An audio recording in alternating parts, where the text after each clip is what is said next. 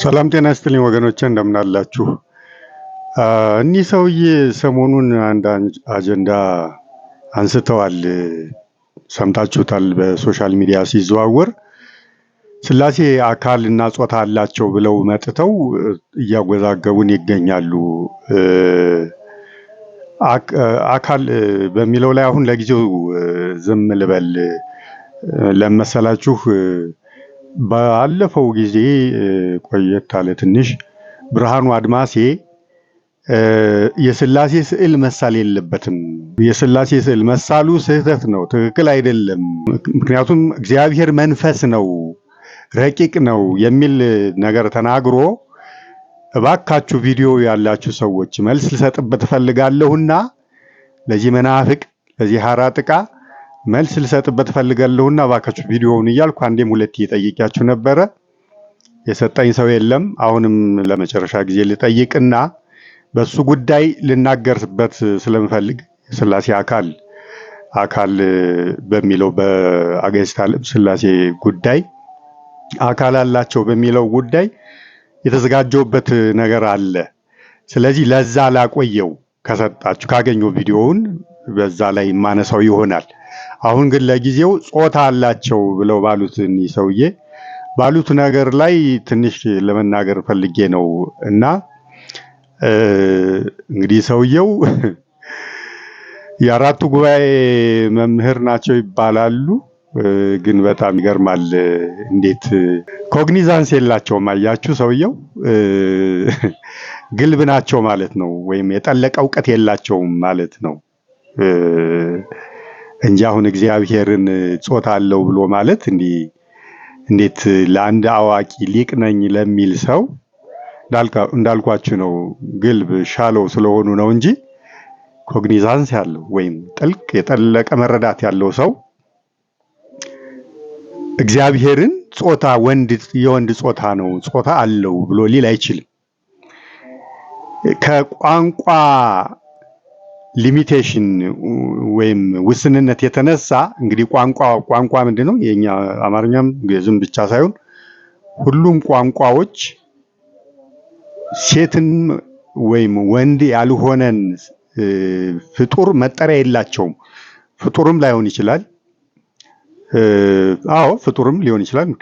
ምክንያቱም መላእክት ለምሳሌ ጾታ የላቸውም፣ ሴት ወይም ወንድ አይደሉም። ስለዚህ ሴት ወይም ወንድ ባለመሆናቸው ከሴት ወይም ከወንድ መጠሪያ ውጭ የሆነ ሌላ መጠሪያ የለም በቋንቋ ስርዓት ውስጥ በየትኛውም ቋንቋ። ስለዚህ ከዚህ የተነሳ በወንድ አንቀጽ እንጠራዋለን እግዚአብሔርን ከቋንቋ ሊሚቴሽን የተነሳ። ያ ማለት ግን የወንድ መራቢያ አካል አለው፣ ጾታው ወንድ ነው ማለት አይደለም። ልብ በሉ። ከቋንቋ ውስንነት የተነሳ ነው በወንድ አንቀጽ የምንጠራው እግዚአብሔርን። ለምን በሴት አልጠራ ነው? እንግዲህ ወንድ ገዢ አይደለ እና ደግሞ ከመጀመሪያ የተፈጠረ ስለሆነ ገዢነቱን ቀዳሚነቱን ለማጠየቅ ሲባል ነው በወንድ አንቀጽ የምንጠራው እግዚአብሔርን እንጂ ወንድ ሆኖ ግን አይደለም። እንዳልኳችሁ ነው፣ የቋንቋ ሊሚቴሽን ስላለ የትኛውም ቋንቋ ከወንድና ከሴት ውጪ ወንድም ወይም ሴት ያልሆነን እንደ መላእክት ያሉትን መጠሪያ ስያሜ ስለሌለ ነው። እና ከዚህ የተነሳ ነው እግዚአብሔርን ወንድ የምንለው። እሳቸው ግን የወንድ ጾታ አለው ብለው መጥተዋል። እንግዲህ ያ ማለት የወንድ መራቢያ አካል ያለው ብሎ ማለት ነው። ይሄን የኖስቲኮች አንዳንዶች ግኖስቲኮች ብለው ሲሉ ሰምቻለሁ። ጂ ሳይለንት ናት፣ አትነበብም። ኖስቲክ ነው የሚባለው። የኖስቲኮች አስተምህሮ ነው ይሄ።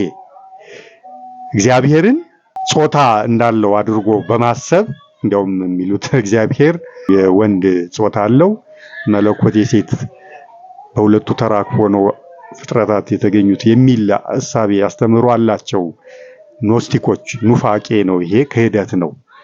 እና እንደዛ ብሎ ማሰብ ነው እንግዲህ። አያችሁ፣ እግዚአብሔር በወንድ ጾታ ከተወሰነ የሴት አምላክ አይደለም የሚል ስህተት ያመጣል፣ ኑፋቄ ይፈጥራል።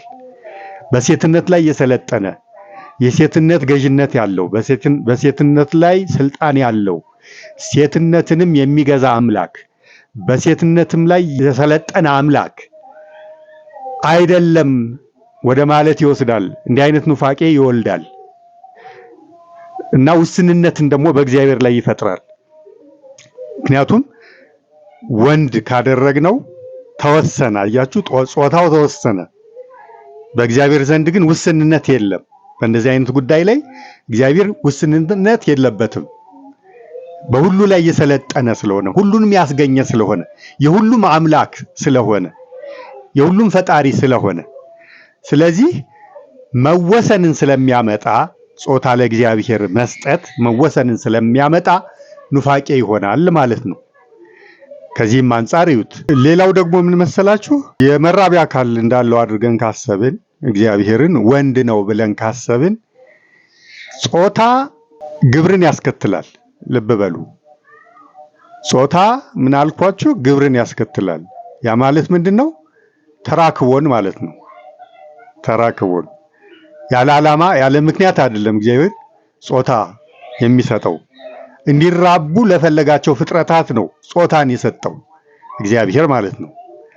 እና ጾታ አለው ስንል ግብር ያስከትላል እግዚአብሔር የተራክቦ። አያችሁ ስህተቱን ጸጹ።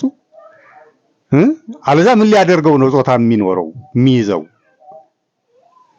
የገባችሁ ነው የምላችሁ። በምክንያት ነው በዓላማ ነው እግዚአብሔር ጾታ ለፍጥረታት ሲሰጥ እንዲራቡ ለፈለጋቸው ፍጥረታት አልኳችሁ። መላእክት ለምሳሌ ጾታ የላቸው። ለምን? ስለማይራቡ ከተራክቦ ውጪ ስለሆኑ። ስለዚህ እግዚአብሔር ጾታ አለው ብለን ካልን ጾታ ግብርን ያስከትላልና ተራክቦ ይፈጽማል እንደማለት ነው የሚሆነው። ይሄ ደግሞ ከባድ ክህደት ከባድ ኃጢአት ነው የሚሆነው ወገኖች። እስላሞች እንደሚሉት እኛን በተሳሳተ አረዳድ ተረድተው እግዚአብሔር ማለት ወልድ ጌታ ማለት ነው ወንድ መሆኑን እናስተምር እንናገር የለ ስለዚህ ሚስት አለው ማለት ነው ብለው እንደሚያስቡት እንደዛ አይነት እሳቤ የተሳሳተ እሳቤን ይፈጥራል። አሁን እዚህ ላይ ወልድ ታዲያ ወንድ አይደለ ትሉ ይሆናል። ወልድ ጾታን የያዘው ከሰው ጾታ ካለው ፍጥረት ማለትም ከሰው ስለተወለደ ነው። ያም ደግሞ ወንድን ጾታ ይዞ ሊወለድ የቻለው ቅድም እንዳልኳችሁ ወንድ ቀዳሚ ስለሆነ ቀዳሚነቱን፣ ወንድ ገዢ ስለሆነ ገዢነቱን ለማጠየቅ ሲባል መቼም ወንድም ሴትም ሳይሆን መወለድ አይችልም ከሰው ተወልዶ።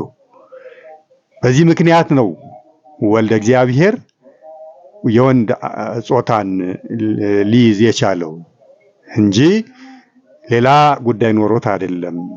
እንደ እስላሞች እንዳታስቡ ብዬ ነው።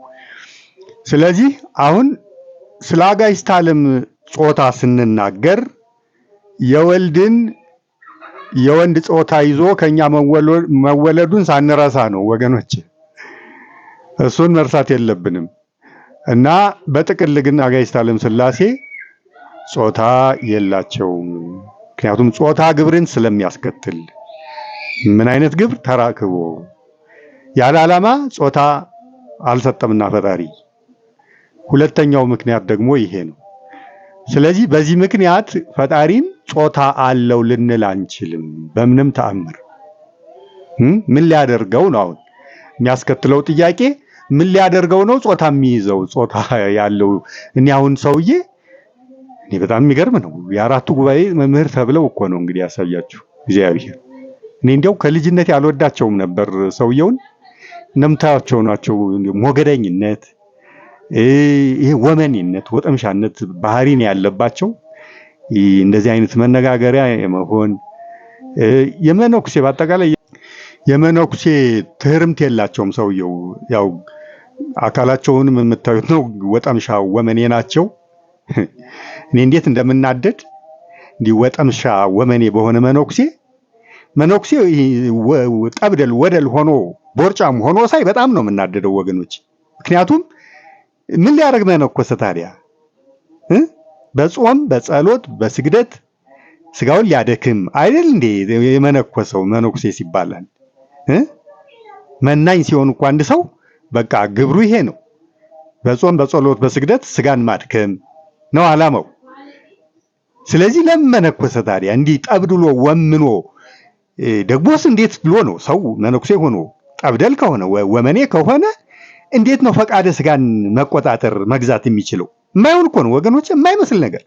እንዲያውም ወጠምሻ ወመኔ መነኩሴ ካያችሁ በምንም ታምር ከፈቃደ ስጋ ታቅቧል ብላችሁ አታስቡ። እንዴ አለዛ ወይም በተፈጥሮ ስልብ ካልሆነ በስተቀር በምንም ታምር ፈቃደ ስጋን መግዛት አይችልም። ሰው ወመኔ ሆኖ ጠብደል ሆኖ እንዲህ ሰው ስጋውን አስብቶ አወፍሮ መነኩሴ ነኝ ሊል በፍጹም ፈቃደ ስጋ ሊገዛለት ሊታረቅለት አይችልም። እና እንደዚህ ሳይ በጣም ነው እንግዲህ ጌታ ምንድነው ያለው? ለኔ ሊሆን የሚወድ ወይም እኔን መከተል የሚወድ ቢኖር ራሱን ይካድ አይደል ያለው? ራሱን ይካድ መስቀሉንም ተሸክሞ ይከተለኝ። ነፍሱን ሊያድን የሚወድ ያጠፋታል፣ ስለኔ ግን ነፍሱን የሚያጠፋት ያገኛታል፣ ያድናታል። ሰው ዓለሙን ሁሉ ቢገዛ ነፍሱን ግን ቢያጎድል ምን ይጠቅመዋል ነው የሚለው ማቴዎስ 16 ቁጥር 25 ላይ። እና እንዲህ ብሎ ይሄንን ቃል ተቀብሎ የመነኮሰ ሰው እንዴት ወመኔና ጠብደል ፈቃደ ስጋውን ወመኔና ጠብደል ሆኖ ምንኩስና እንኖራለሁ ሊል እንደሚችል አይገባኝም ብላችሁ። የመነኩሴ ትህርምት የላቸውም። ይሄ ባህሪ ነው እንግዲህ እንደሚያንቀሸቅሸው ሰውን።